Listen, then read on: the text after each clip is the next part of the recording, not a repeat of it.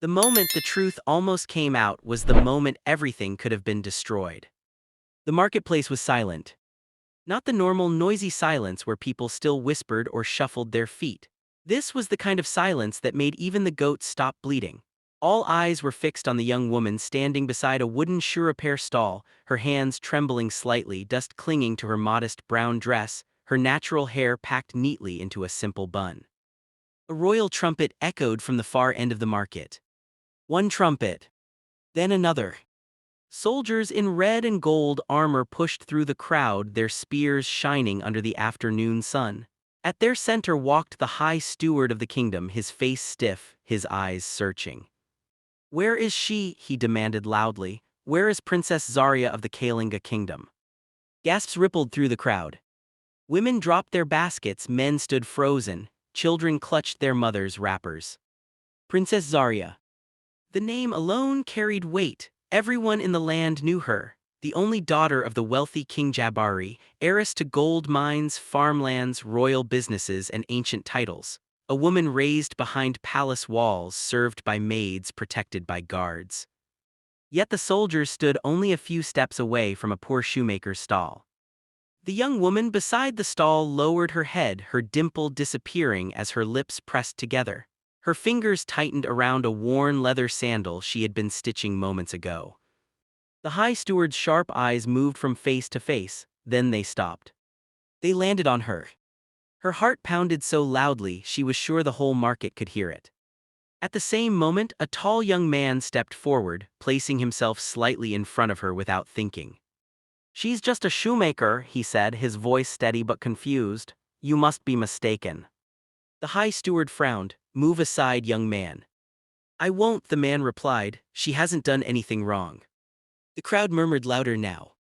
Zarya looked up at the man's back, at the broad shoulders that had carried sacks of yams, firewood, and tools, at the same man who greeted her every morning with respect, not pity, the same man who never laughed when others mocked her. The soldiers took a step closer. Zarya knew this was the moment everything could change. If the truth came out now, her test would end unfinished. If she stayed silent, the man she was beginning to trust could be punished for defending her. She opened her mouth to speak. And just before any word came out, the high steward raised his hand. "Search the market," he ordered. "The princess is here." The soldiers spread out. Zarya's knees weakened. The story of how a king's heiress became a poor shoemaker began long before this moment. Long before soldiers and trumpets, long before love and danger crossed paths. It began inside a palace filled with gold but empty of peace. Princess Zarya grew up surrounded by beauty, marble floors, flowing curtains, servants who bowed low, teachers who praised her intelligence. She was kind, gentle, and known for her modesty even as a child. Her caramel skin glowed softly, her smile carried a deep dimple that warmed hearts, and her laughter filled halls that often felt too large. Yet one thing troubled her deeply. Every man who came seeking her hand saw only her crown. They spoke of alliances, wealth, power, and status. They praised her beauty loudly but never asked about her thoughts. They bowed to her title, not her heart.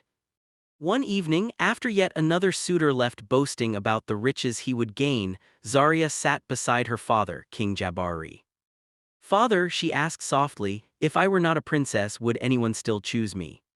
The king looked at her for a long time. He loved his daughter fiercely, but he knew the world was cruel in ways even gold could not soften. "True love," he said carefully, "is rare, and it hides from crowns." Those words stayed with her.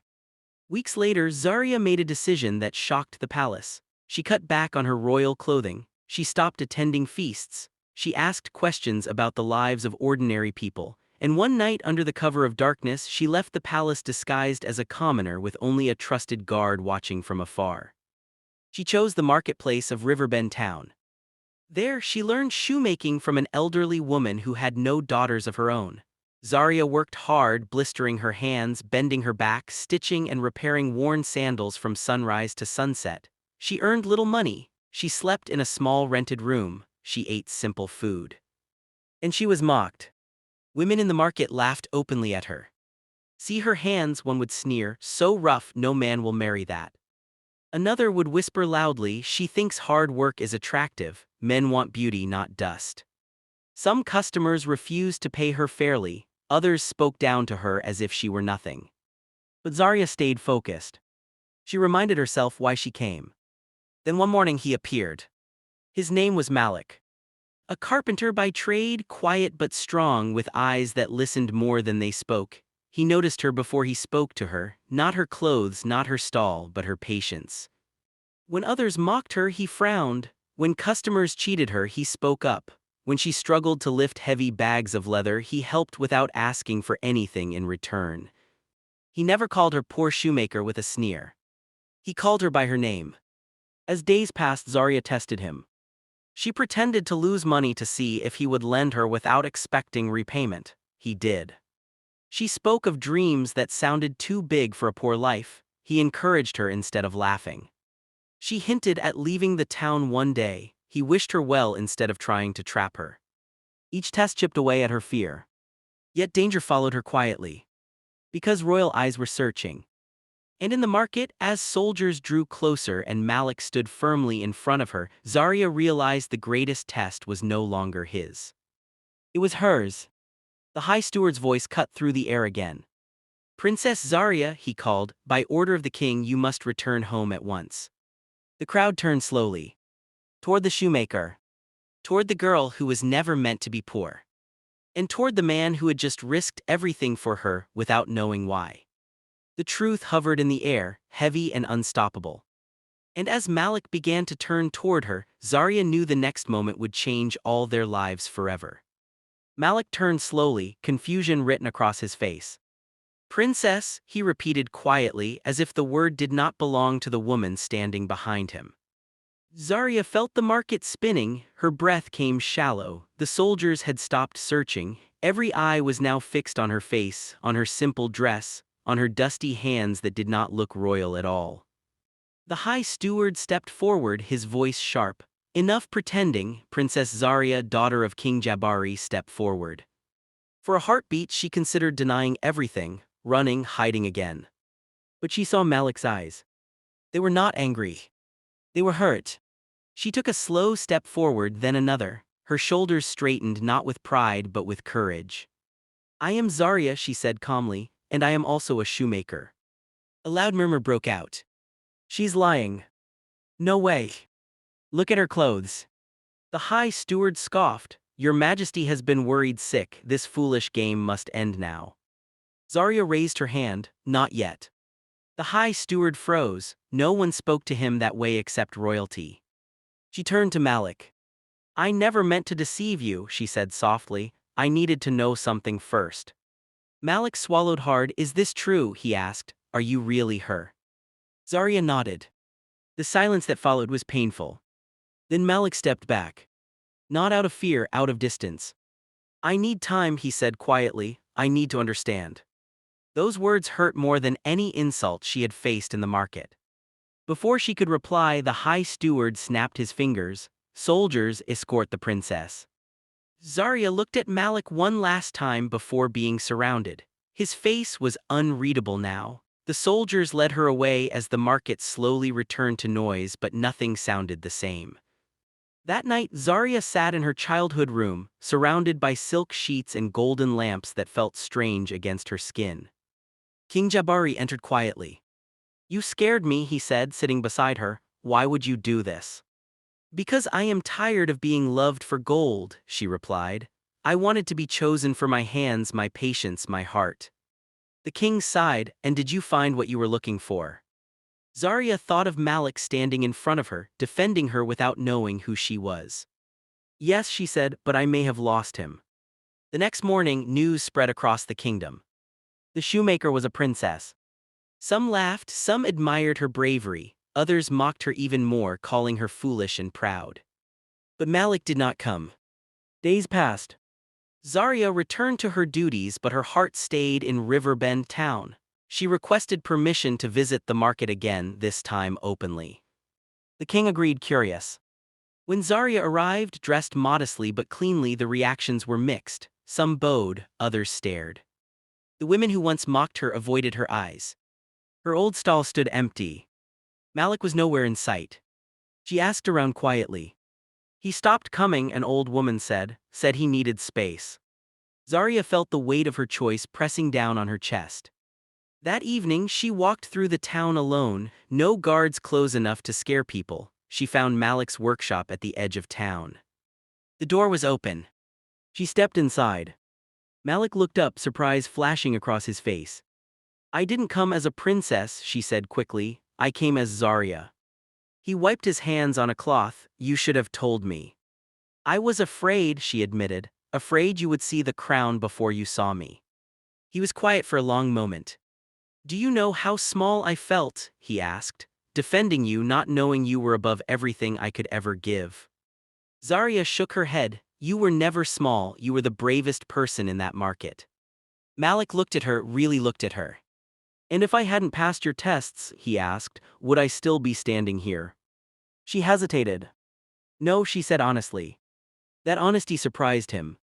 He nodded slowly. "Then maybe I need my own test." He picked up a pair of unfinished sandals and handed them to her. "Finish these," he said, "not as a princess, as the shoemaker you chose to be." Zarya took them without hesitation and sat down on the wooden stool she knew so well. Her fingers moved with practiced ease. Malik watched silently. Outside, the sun dipped lower. Inside, something fragile began to rebuild. But neither of them knew that the hardest tests were still ahead.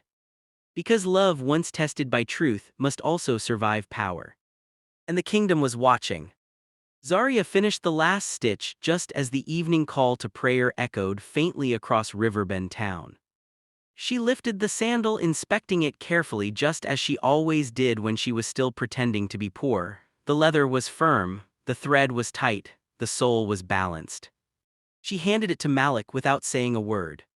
He took it, turning it over slowly, his brows tightened in concentration, then relaxed. He nodded once. "You didn't forget," he said, "not the work, not the patience." Zarya stood up, brushing dust from her dress. "I never pretended to love the work," she said softly, "I really did." Malik leaned against his workbench. "Then why come back like this?" he asked, with everyone bowing and whispering. "Because hiding again would be another lie," she replied, "and I promised myself I would stop lying." For a moment, neither of them spoke. The silence was not awkward, it was careful. Outside, a few curious townspeople slowed their steps, pretending not to watch. The story of the Shoemaker princess had spread faster than fire in dry grass. Malik finally spoke. "When I defended you in the market, I wasn't trying to be brave," he said. "I just couldn't stand seeing you treated like nothing." Zarya's throat tightened. "That is exactly why I chose Riverbend," she said. "This town shows people who they really are." He met her eyes. "And what did I show you?"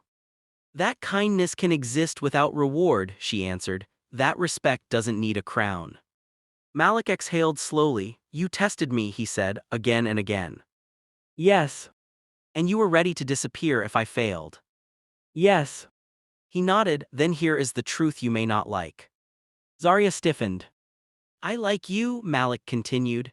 "Not because you are a princess, and not because you were a shoemaker. I like the woman who worked until her fingers hurt and still smiled at customers who mocked her." Her heart raced. "But," he added, "I don't know if I can live in your world." That sentence landed harder than any insult she had ever heard. "My world doesn't have to be yours," Zarya said quickly. "You don't have to be royal, you don't have to change." Malik shook his head. "You don't understand, your world changes people whether they want it or not." Before she could respond, hurried footsteps approached the workshop. A young boy burst in, panting. "Malik," he said urgently, "the council men are looking for you." Zarya's eyes widened. "Why?" "They say the king wants to meet you," the boy replied. "Tonight." Malik stared at Zarya. She felt cold. "My father," she whispered, "already." The boy nodded. "They say it's important." Malik let out a short laugh with no humor. "So this is it," he said, "the test I didn't ask for." Zarya stepped closer. "I didn't plan this," she said, "I swear." "I believe you," Malik replied, "but believing doesn't make this easier." Night fell quickly. Torches lit the palace gates as Malik stood before them, dressed in his simple work clothes, sawdust still clinging to his sleeves. Zarya stood beside him, not touching, not guiding, letting him walk in on his own strength. Inside the throne room, King Jabari watched carefully. This was not the man he expected. Malik bowed respectfully, not too low, not too proud. "I hear you protected my daughter when she was vulnerable," the king said. "I protected a woman who was being treated unfairly," Malik replied. "I didn't know she was your daughter." The court murmured. The king raised a hand. "Honesty," he said. "Good." He leaned forward. "If she had remained a poor shoemaker forever, would you still have chosen her?" Malik did not hesitate. "Yes. And now that you know who she is." Malik paused. Zarya's heart stopped. "I don't know," he said honestly, "because now I must ask if she would still choose me without the test." The room fell silent. King Jabari studied him for a long time, then smiled slightly. "Interesting," he said, "very interesting." He stood up. "Malik," the king continued, "you will stay in the palace for 7 days." Zarya's eyes widened. "Father." "7 days," the king repeated. "You will live among royalty, eat royal food, wear royal clothes, and at the end you will decide if you still want my daughter." Malik looked at Zarya. "And if I say no?" he asked. The king's smile faded. "Then you walk away freely," he said. "But if you say yes, understand this: marrying a princess is not a reward, it is a burden." Malik nodded slowly. Zarya wanted to speak, to stop it, to protect him. But she knew this was the final test. Not of love, but of truth. As Malik was led away to prepare for palace life, Zarya remained in the throne room, her hands shaking. For the first time since she left the palace, she was afraid.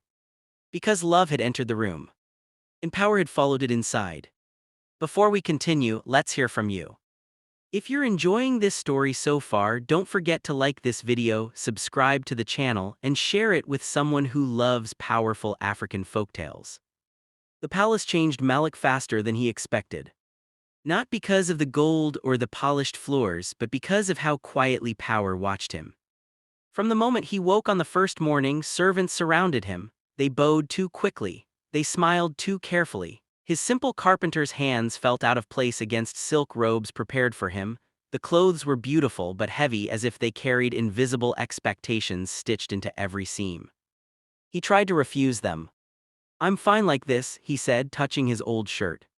A servant smiled politely. "The king insists." That sentence followed him everywhere. At breakfast, long tables overflowed with food. Malik ate slowly, aware of eyes on him. Some nobles whispered openly, others stared without shame. "That's him. The one the princess worked beside. He doesn't look special." Zarya was not there. That absence hurt more than the whispers. She had chosen distance on purpose. She wanted Malik to decide freely, without her presence pulling his heart in one direction, but every step he took through the palace reminded him of her. On the second day, the tests began. Not announced, not named, just placed carefully in his path. A nobleman approached him in the garden. "If you marry the princess," he said casually, "your workshop could become royal property. You would never need to work again." Malik shook his head. "Work is not a punishment," he replied. The nobleman laughed, confused. "You'll learn." Later that day, a servant accidentally dropped a bag of coins near Malik's feet. No one claimed it. Malik picked it up and handed it to the nearest guard. By the third day, frustration crept in. Zarya finally asked to see him. They met in a quiet courtyard. She wore a simple dress, nothing royal, nothing poor. "You're being tested," Malik said before she could speak. "Yes," she admitted, "but not by me." "I know," he replied, "and that scares me more." She looked at him closely. "Why?" "Because the palace doesn't test loudly," he said. "It tests by slowly changing who you think you are." Zarya felt a knot tighten in her chest. "Do you regret staying?" she asked. Malik thought for a moment. "I regret that this place makes me feel like I must prove my worth constantly." Zarya swallowed. "That is what I grew up with." On the fourth day, Malik was invited to a council meeting. He did not want to go. But the king insisted. The room was filled with powerful men who spoke in careful words and hidden meanings. They asked Malik questions about trade, leadership, loyalty, and legacy. "What would you do," one asked, "if your wife's decisions conflicted with your beliefs?" "I would speak," Malik answered, respectfully but honestly. "And if she ignored you?" "Then I would listen harder," he said, "and decide if silence would break me." The council exchanged glances. On the fifth day, Malik found Zarya again, this time near the old shoemaker stall that had been moved into the palace garden as a symbol. "I don't belong here," Malik said quietly. Zarya's eyes filled. "I never wanted to trap you." "I know," he replied, "but love should not feel like a cage made of gold." She reached for his hand, then stopped herself. "Then what do you want?" she asked. "I want to know if you would walk away from all this," he said, "not forever but for me." The question shocked her. She had given up comfort once. Could she do it again, openly without disguise? On the sixth day, the answer came sooner than expected. The king summoned them both. "I have decided," King Jabari announced. "If Malik agrees to marry you, the wedding will be announced immediately." Zarya looked at Malik. He did not speak. "Before I answer," Malik said carefully, "I need to know something." The king nodded. "Would Zarya still be allowed to work?" Malik asked. "To live simply sometimes, to choose humility even when she wears a crown." The court went silent. The king studied his daughter. Zarya lifted her chin. "Yes," she said firmly, "or I will not marry at all." The king's brows rose. Then slowly he smiled. "You are more like your mother than I realized," he said. That night Malik stood alone in the guest chamber. He had one day left. One decision. Outside the palace walls, Riverbend town slept quietly. Inside, a carpenter held the future of a kingdom in his hands. And love waited, unsure which world it would wake up in next. The seventh morning arrived with a quiet that felt heavier than noise. Malik woke before sunrise, staring at the ceiling of the guest chamber. The room smelled of polished wood and incense, nothing like his workshop in Riverbend town. He dressed slowly, choosing the simplest clothes he could find among the fine ones laid out for him. Today he would decide. Across the palace, Zarya stood before a mirror, her hands resting on the edge of a carved table. Servants hovered behind her, waiting for instructions. She dismissed them all with a gentle wave. For the first time since returning home, she braided her own hair, packing it into the same neat bun she wore in the market. She chose a modest dress, neither royal nor poor. If Malik chose her, she wanted him to recognize the woman he had come to respect. The king called for them to meet in the inner hall, away from the court and the crowd. No trumpets, no nobles, only truth. Malik arrived first.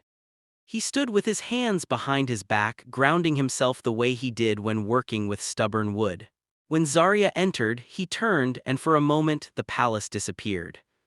"You look like yourself," he said quietly. "So do you," she replied. King Jabari entered last and took his seat. "I will not speak long," the king said. "You have both lived enough days in silence. Malik, the choice is yours." Malik inhaled deeply. "I came here thinking I was being tested," he began, "but I now see we were both being tested in different ways." He turned to Zarya. "When you were a shoemaker, people mocked you and you stayed kind. When you became a princess again, people bowed and you stayed the same. That is rare." Zarya's eyes shone.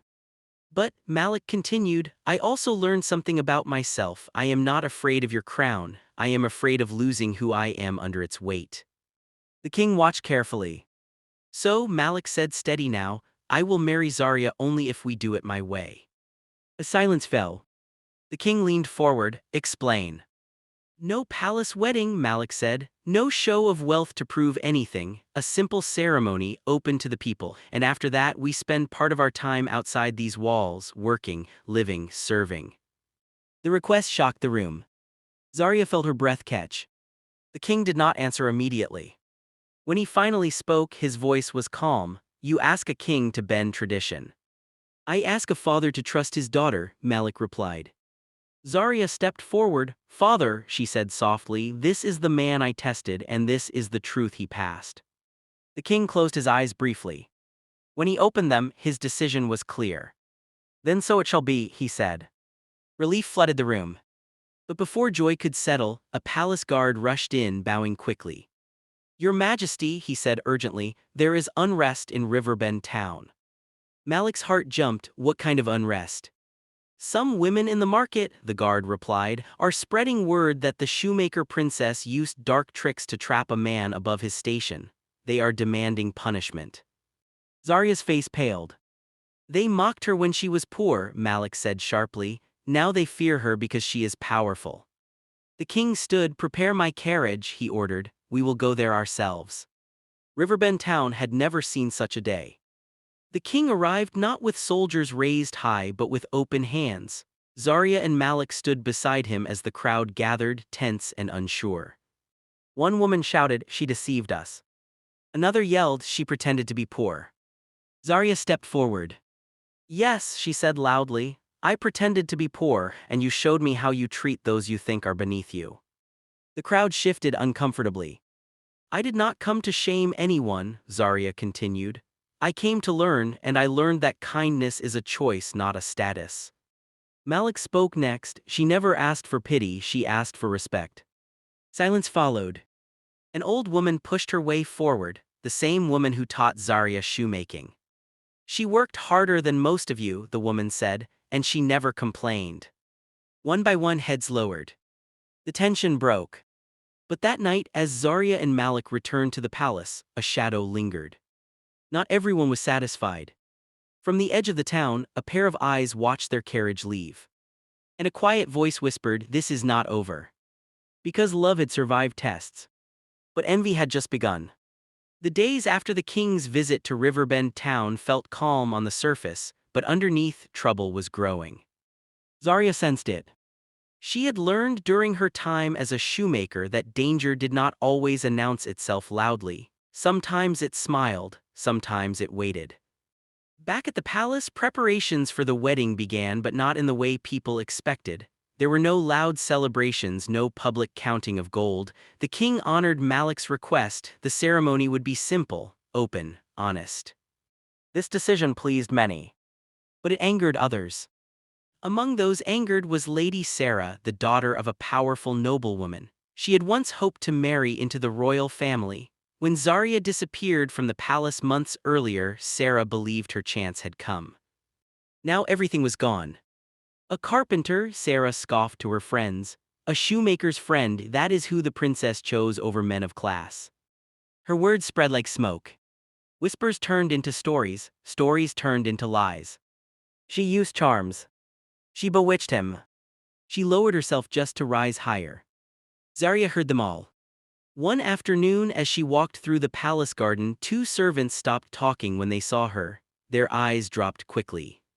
Zarya did not confront them. She had learned something important in the market. Not every insult deserves a response. Malik, however, felt the tension differently. He noticed guards watching him more closely. He noticed doors closing softly behind him. He noticed invitations that stopped coming. One evening, as he returned to his old workshop in Riverbend town to pack his tools, he found the door broken. Inside, his workbench was smashed. His tools were scattered. Some were gone. Malik stood still, breathing slowly. This was not robbery. This was a message. When Zarya heard, she rushed to him. "I'm sorry," she said, her voice shaking. "This is happening because of me." Malik touched her hand. "This is happening because some people fear change," he replied, "and fear often wears the face of anger." That night, King Jabari called Malik into his private chamber. "I need to ask you something difficult," the king said. Malik nodded. "I expected that." "If things become dangerous," the king continued, "would you step aside for my daughter's safety?" Malik did not answer immediately. He thought of the market, the dust, the mocking voices. Zarya sitting quietly, stitching shoes with dignity. "I would protect her," Malik said, "even if that means standing in front of danger." The king studied him. "For the first time," King Jabari said slowly, "I am not afraid of who my daughter chose. But danger does not disappear just because it is seen." 2 days later, on the morning of the public wedding announcement, Zarya received a message. It was unsigned. "Meet me at the old river path. Come alone if you want Malik safe." Zarya's heart raced. She did not tell the guards. She did not tell her father. She remembered being a shoemaker, walking alone at dawn, trusting her instincts. She went. The river path was quiet, mist rising from the water. A figure stepped out from behind a tree. Lady Sarah. So you came, Sarah said, smiling coldly, still playing the humble girl. Zarya stood her ground. What do you want? You ruined my future, Sarah replied, and I will not allow you to enjoy yours. You will not hurt Malik, Zarya said firmly. Sarah laughed. I already have. Zarya's breath caught. What did you do? I told the council that Malik plans to take royal wealth and disappear, Sarah said. By nightfall he will be arrested. Zarya felt the ground shift beneath her feet. You lied, she said. Of course, Sarah replied, but lies spoken by the powerful sound like truth. Zarya turned and ran. She ran faster than she ever had in silk dresses, faster than palace life had ever required of her. She burst into the council hall, ignoring shocked faces. Stop this, she demanded. Any accusation against Malik must come through me. The council hesitated. Then Malik was brought in, guarded but calm. Zarya stepped between him and the guards. If you touch him, she said, her voice steady, you touch the future queen. The room went silent. King Jabari entered moments later, his face dark with anger. Enough, he said, this ends now. Lady Sarah was summoned. Her lies unraveled quickly under truth. When she was led away, screaming protests, the room finally exhaled. Malik looked at Zarya, awe in his eyes. You ran into danger for me, he said quietly. You stood in front of soldiers for me, she replied. We are even. The king raised his hand. The wedding will go on, he declared, and it will be open to all who believe love is earned by character, not class. That night Zarya sat alone, watching the moon. She had tested Malik's heart. But now she understood something deeper. Love was no longer being tested. It was being defended. Before the story continues, let's pause for a moment.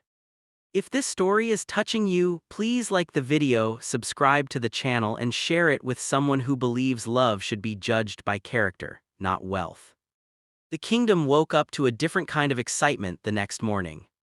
Not the loud excitement of drums and dancers, but the quiet kind that makes people whisper prayers and straighten their clothes. News had spread quickly. The wedding of Princess Zarya would not be a palace affair.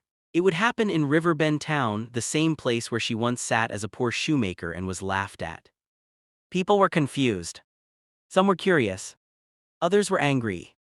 But everyone was watching. Zarya stood in her room looking at the simple wedding dress laid out before her. It was made of fine fabric but without heavy jewels or crowns. No gold sat on her head, only her natural hair packed neatly into the same bun Malik first noticed in the market. A maid hesitated at the door. Your Highness, she said carefully, some nobles are refusing to attend.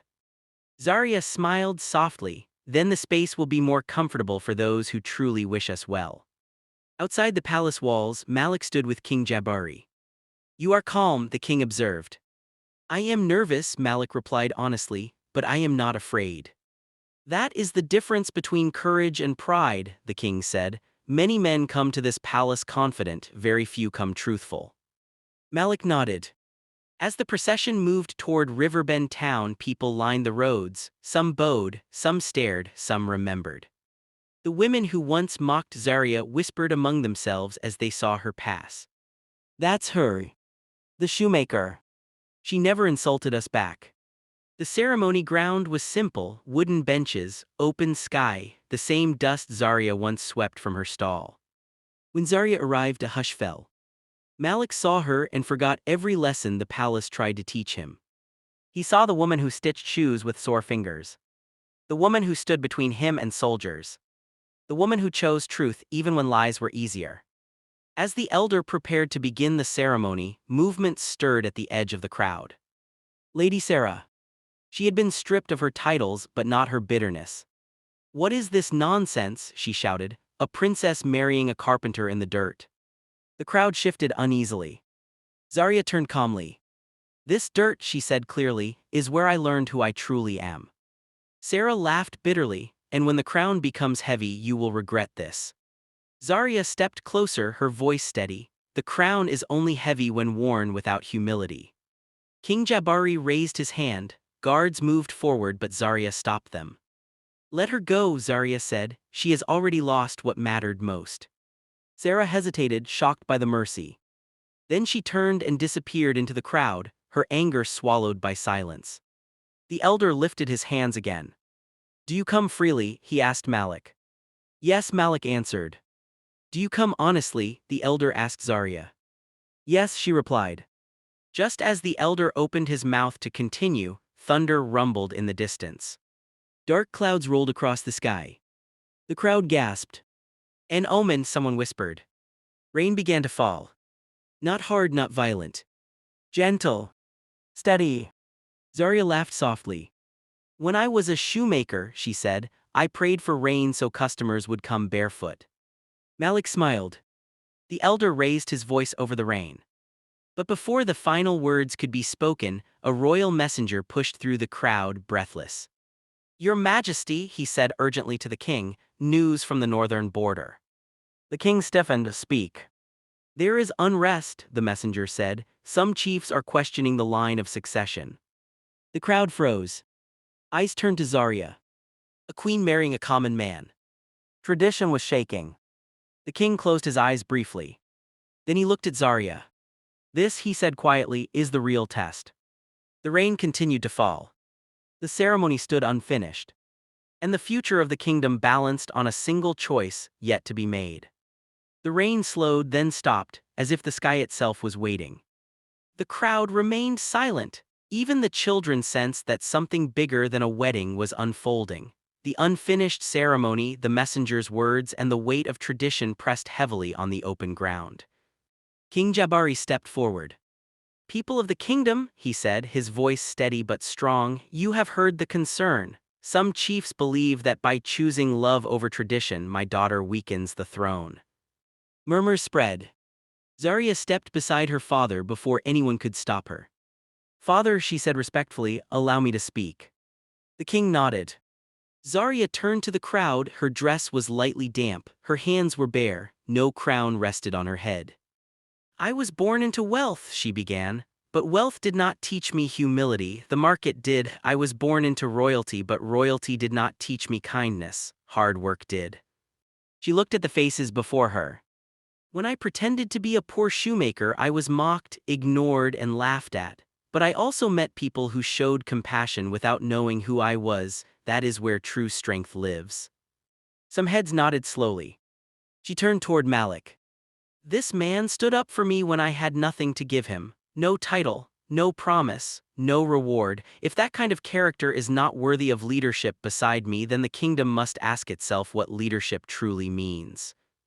The chiefs who had come to witness the ceremony shifted uncomfortably. One of them stepped forward, an older man with a long gray beard. Princess, he said, love is good, but a kingdom needs stability. Zarya nodded. And stability does not come from pride, it comes from trust. Malik stepped forward then, surprising many. I did not come here to take power, he said plainly. I did not come to claim wealth. I came because I love a woman who taught me that dignity has nothing to do with status. He turned to the chiefs. If my presence threatens the throne, I will leave, he said.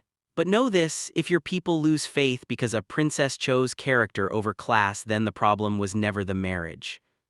Silence followed. King Jabari studied the crowd carefully. Then he did something no one expected. He removed the royal ring from his finger and held it up.